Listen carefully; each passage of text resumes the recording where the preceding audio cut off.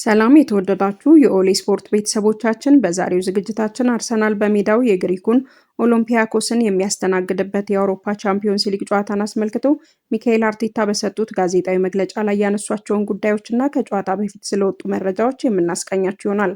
አርሰናል በመጨረሻው የሊግ ጨዋታ ኒውካስትል ዩናይትድን ካሸነፉ ከሁለት ቀናት በኋላ ዛሬ ምሽት ከኦሎምፒያኮስ ጋር ጨዋታውን የሚያደርግ ሲሆን ከጨዋታው በፊት ሚካኤል አርቴታ ለመገናኛ ብዙሃን እንደተለመደው ጋዜጣዊ መግለጫ ሰጥተዋል።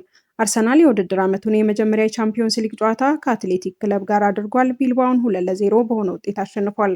ዛሬ ረቡዕ ሁለተኛውን የቻምፒዮንስ ሊግ ጨዋታ በኤምሬትስ ስቴዲየም በማድረጋቸው የተሻለ እድል ይዘው ወደ ሜዳ ይገባሉ። አርቴታ ጨዋታውን በተመለከተ ከጋዜጠኞች ለቀረበለት ጥያቄ የሰጠውን ምላሽ ስንመለከት በዊሊያም ሳሊባ አዲስ ውል መፈረም ዙሪያ ይህ ለኛ በጣም ጥሩ ዜና ነው። ውሉን ማራዘም በመቻላችን በጣም ደስተኛ ነኝ። የቀረበለት የተሻሻለ ውልም ይገባዋል። ሳሊባ ቡድናችንን ብዙ ረድቷል። ስለሆነም እንደሱ ያሉ ቁልፍ ተጫዋቾችን በክለቡ ማቆየት አስፈላጊ ነው ብሏል። በአርሰናል ለመቆየት ስለሚፈልጉ ተጫዋቾች ጉዳይ ተጠይቀው ተጫዋቾቹ ይህ ቤታቸው እንደሆነ ይሰማቸዋል።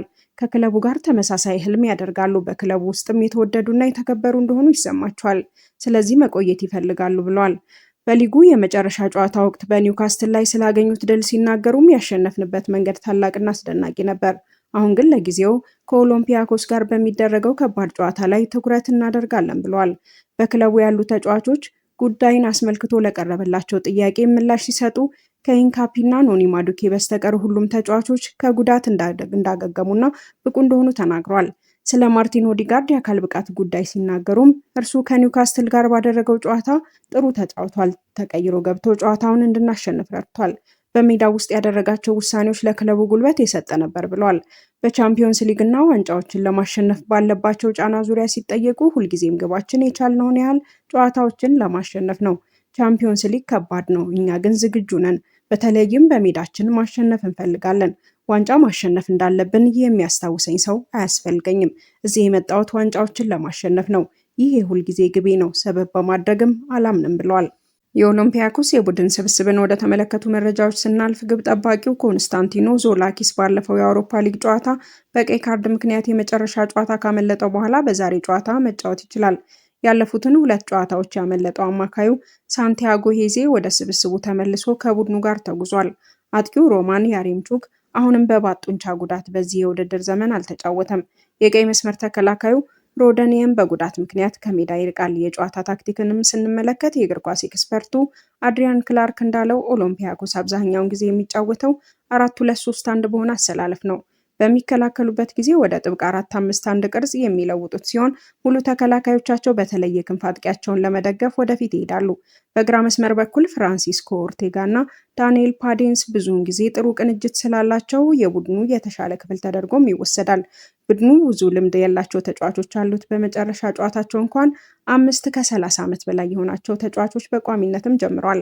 በዚህ የውድድር ዘመን ያስቆጠሯቸው 10 ጎሎች በሁለተኛው አጋማሽ የተቆጠሩ ሲሆን በተለይም በመጨረሻዎቹ 15 ደቂቃ 7 ግቦችን አስቆጥሯል።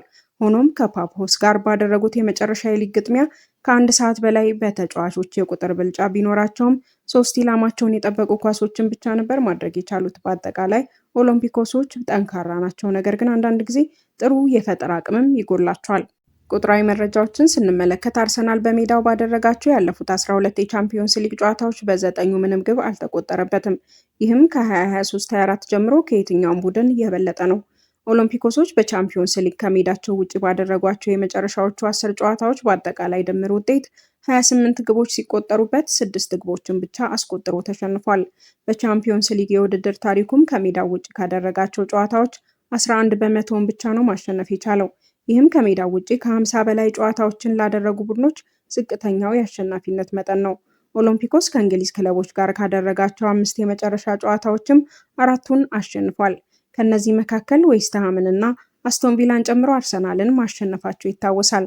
አርሰናል በበኩላቸው ያለፉትን 5 የቻምፒዮንስ ሊግ የምድብ ጨዋታዎች ማሸነፍ ችሏል።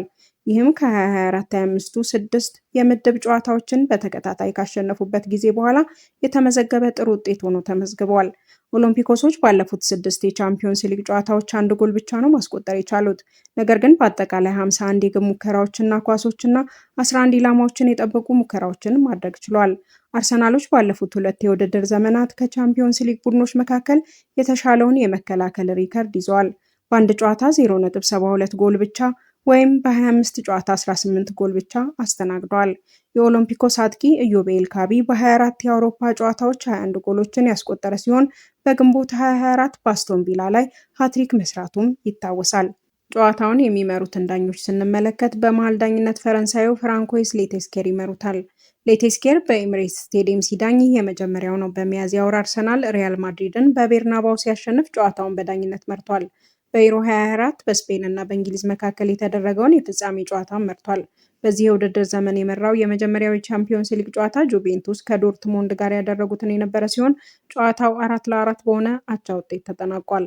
ረዳት ዳኞቹ ፈረንሳዩ ሲረል ሙግኒየር እና መህዲ ራህሙኒ ሲሆኑ አራተኛው ዳኛ ፈረንሳዩ ኤሪክ ዋትሊየር ናቸው። በቫር ዳኝነት ጀርመናዊው ሶረን ስቶርክ ይዳኙታል። ስትከታተሉን ስለቆያችሁ እናመሰግናለን። መልካም ቀን ተመኘን። ድጋሚ ያገናኘን ኖስቤሞስ